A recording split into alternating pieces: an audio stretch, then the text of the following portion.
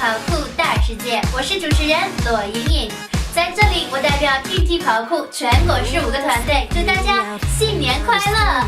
本期的跑酷大世界嘉宾是大家的老朋友 Doyle 红牛哥，这是他第2次来的我们的节目，第1次是在英国采访，这次是在中国采访。那么他这次又会跟我们聊什么有趣的跑酷故事呢？马上跟我们一起走进他的跑酷 world。Welcome back, Doyle. Hello, you're actually the first free runner we've had the honour of having on our show twice now. Woo! You guys are lucky. People can't find me very often, you know. Yeah, we are very lucky. And so I've heard that you've bought some gifts today. I have. I have brought you an epic moment t-shirt. Let me tell you about this. Epic moment, yeah? Right, the t-shirt was created because a lot of times, you know, when you just have those epic moments with training with people and there was no camera to capture it and you're like, someone does something amazing, I was like, yes, this is a good training session, and you need something to symbolise the moment. So the epic moment t-shirt was there to be passed on, and what you do is on the back there's a map with blank spaces and you sign your name and whoever you're passing the t-shirt on to in the location that the epic moment took place. So the t-shirt gets passed along and they don't wear the t-shirt, it's not for you, you know, it's for you to have as long as you want it until you share another epic moment with someone else. And you pass it on, and when you sign it you basically become part of the t-shirt's travel story, you know what I mean? Wow. And at the end of it, some kid gets, is it a treasure map on the back? Some kid gets a filled in treasure map of an adventure that they can take up at any time and they can go to any of the places where the epic moments happened and meet with the guys. Also, the t-shirts are tradable at the Airborne Academy. We've got a whole new t-shirt clothing range coming out for parkour. So you can check that out on the airborneacademy.com. You can get yourselves an epic moment t-shirt and trade them because to be honest, t-shirts are like currency to free runners. You know, just trade. I stay at your house, you give me a t-shirt, you stay at mine, I give you a t-shirt, and that's how it works. So I really made the t-shirts to not stay in someone's drawer and be forgotten about. The t-shirts were meant to be travelling, passed on, always spreading. So thank you for sharing this epic moment with me. Thank you. So here we have me and Doyle and I. So both of us there. And on the front, a bonus. Pasha. And another autograph of Doyle. So you've got 2 Doyle autographs. 2! Because he's been here twice, yeah? So double the fun. And also an extra bonus, Pasha, for you Pasha fans out there. Okay, so information on how to get involved and how you might be able to win one of these t-shirts. Well, there's only one actually. This is what I really like to do is be genuine with it, whereas me and Bunny and Dragon Knight, we've shared epic moments together, like this event, also when they came to Liverpool. But we didn't have the t-shirts then, but this event is a good reason to share an epic moment t-shirt. Definitely. So information at the end of the interview.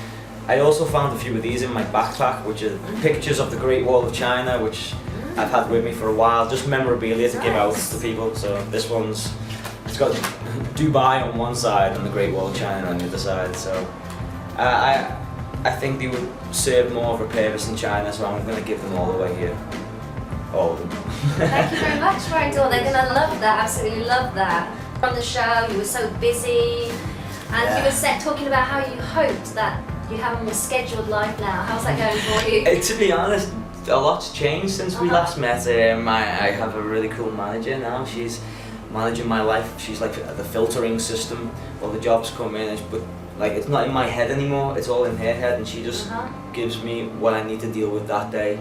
And all I have to focus on is being an athlete. You know, training, doing the job without thinking about social media and emails and all the stuff coming in. Because I'm not academic at all, as you can tell. I'm very hands-on. I like to be. I don't know. You seem quite academic as well. I was academic. I was. I mean, I went through university, but now I looking at black and white text and reading books and stuff like that, I just can't get any kind of pleasure from spending so much time reading black and white text. Now that we've got, you know, information on tap with the internet, and I think I'm a visual learner, you know, so I like to see or pick up and grab to learn.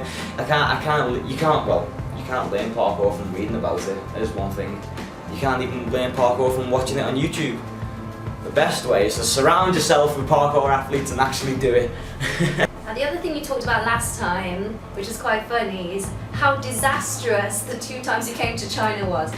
One time was because perhaps maybe it was a mosquito bite, and the other time was iPhone, monster iPhone. No, sorry. No, I only had one bad experience in China. And the mosquito bite, the leg swell, the iPhones, and the rain and everything. It was all on the same trip. Oh, it was on the same trip. Yeah. Oh, okay. And then I went back. I got an emergency flight back to the UK because I had a deadly disease apparently. Yeah. They saved me, and then 10 days later I flew back to China to complete the episode. But I flew back to China with more determination than ever. And you can, to be honest, that's my favourite episode. That was the whole travel story, the China episode.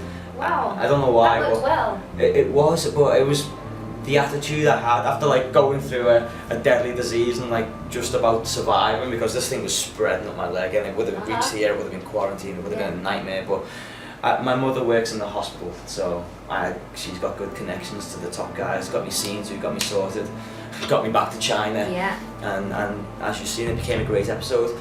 But so I've only had one bad experience in China. Well, what about this time so far? Has it been? Well, this makes up for everything. Oh, you know what I great. mean? Like, this is one of the better parkour tournaments I've judged.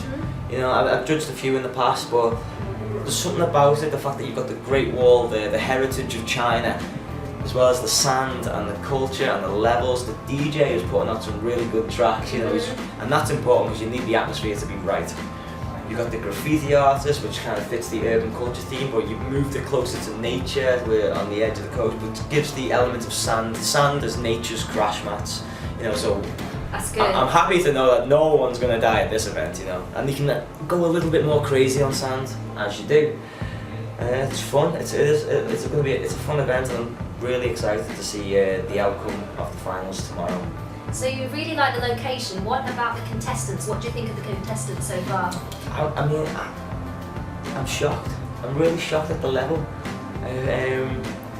When I came to China last year, I was training with a few of the guys, you know. I just thought I got the best of China right there, you know what I mean? But there's a lot more of them with the same level, and they've probably leveled up even more since then, you know. And a year from now, because of this event, they'll level up again. It's just the way it works. Like, the more you promote it, the more they get involved, and the more it spreads, the faster it spreads.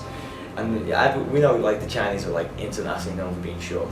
Yeah. But that's not a disadvantage. It is not a disadvantage.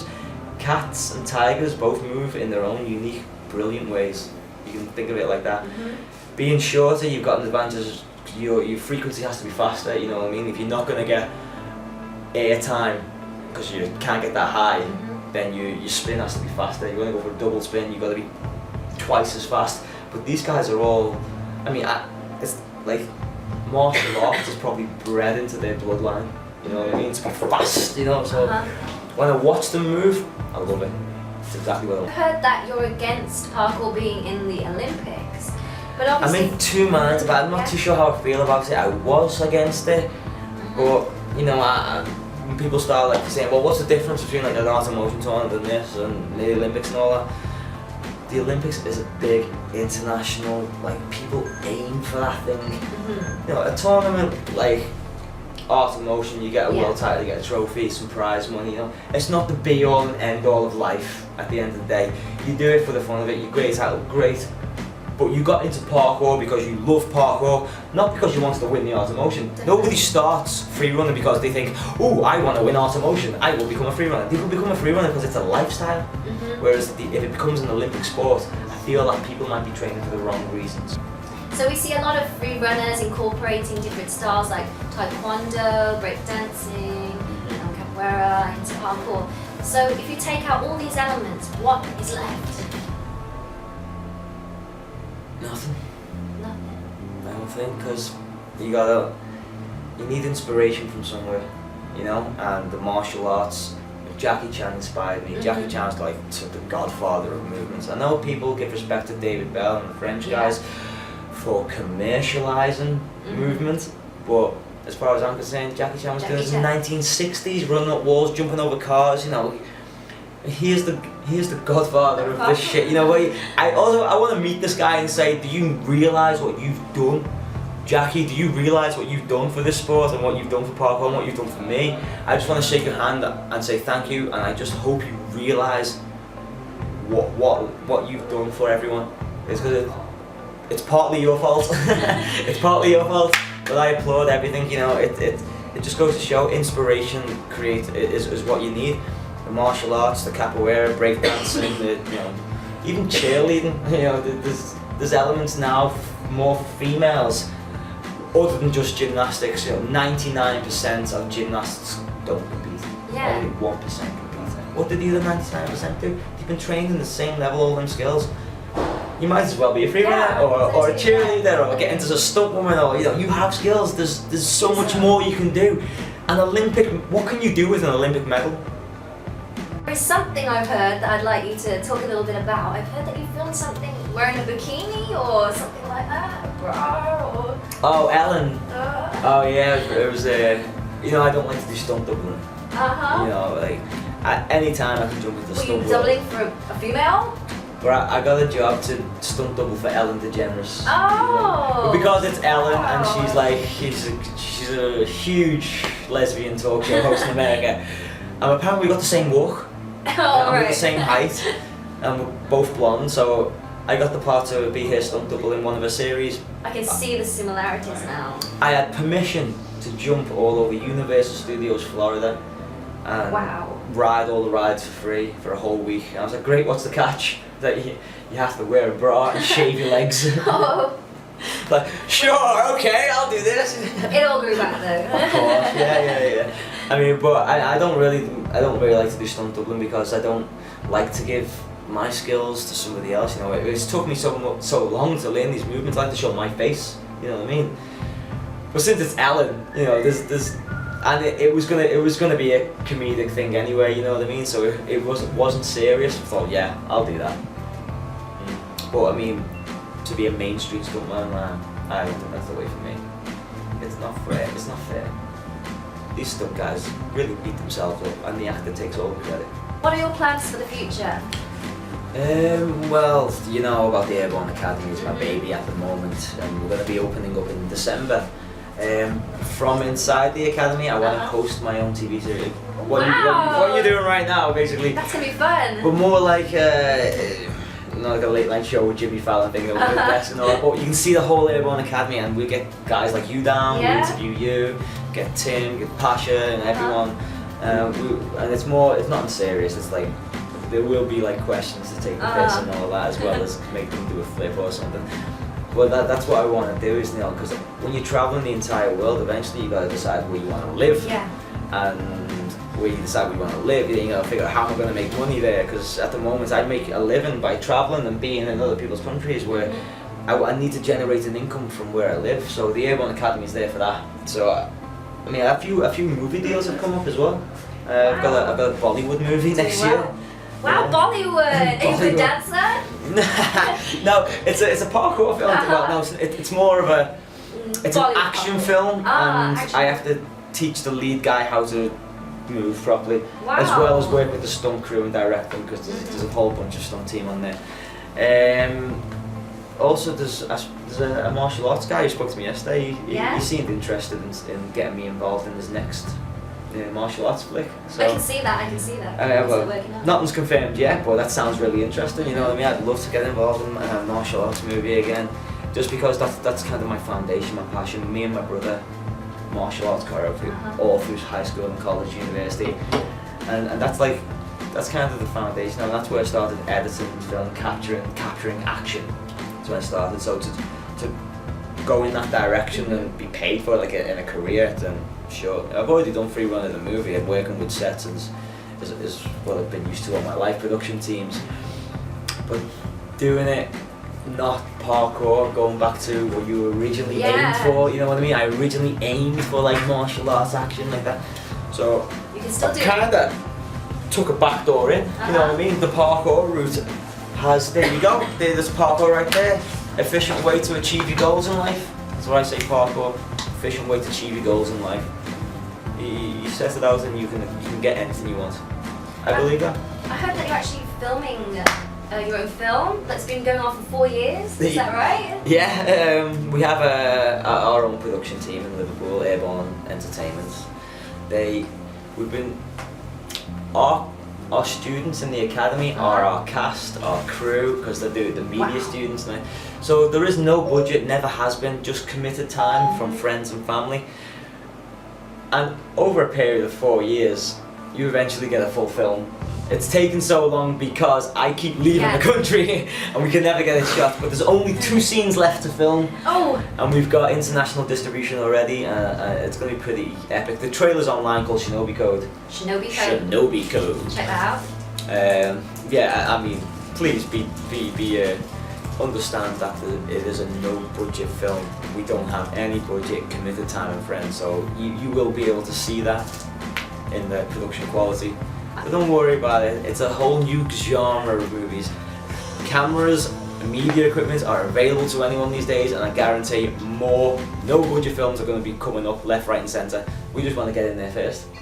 Well, I'm sure it's going to be great. I wish you the best of luck. Thank you for coming on the show. And is there a final message you'd like to give to our Chinese freerunners? Live life, have fun.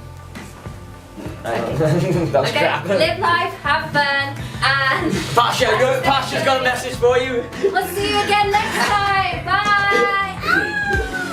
本期节目中 Ryan Doyle 想送中国跑步者一件 T 恤，大家可以关注TNT跑酷俱乐部官方微博，转发本期节目，2位好友，就有机会获得这件 Ryan Doyle 和 Pasha 的签名 T 恤。我相信这是一件非常不错的新年礼物，再次祝大家新年快乐！我们下期再见，拜拜。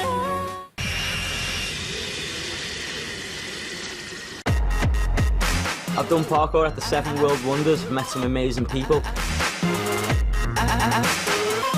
To me, Santorini is like the parkour world wonder, and every athlete that's been here, we've had Automotion here before, they all kind of agree coming here once is not going to be good enough. When you see all these new inspirations that come around and all the young athletes that have just started, it inspires me too. Former world champion 2 times, ladies and gentlemen, Ryan Doyle!